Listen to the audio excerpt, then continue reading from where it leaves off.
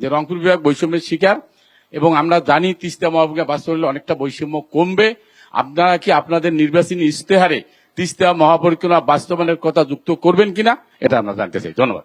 আমার জানা মতে আমাদের তিস্তা সহ অভিন্ন 54 নদীর ব্যাপারে আমাদের দল বাসদের আগে কেউ রাস্তা এইভাবে রোড মার্চ কিংবা লং মার্চ অন্য কোনো রাজনৈতিক দলের কথা আমরা জানি না।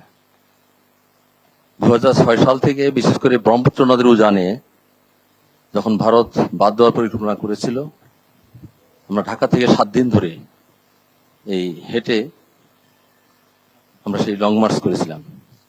এবং এই তিস্তার এখন যে মহাপরিকল্পনার কথা বলা হচ্ছে, আমাদের দলের পক্ষে আমরা বলেছি এই অভিন্ন নদী তিস্তা সহ যদি পানির ব্যাপারে ভারতের সাথে সমাধান না হয়, তাহলে এই মহাপরিকল্পনার যে আশাবাদ ব্যক্ত তৈরি হচ্ছে এটাও মার খাবে।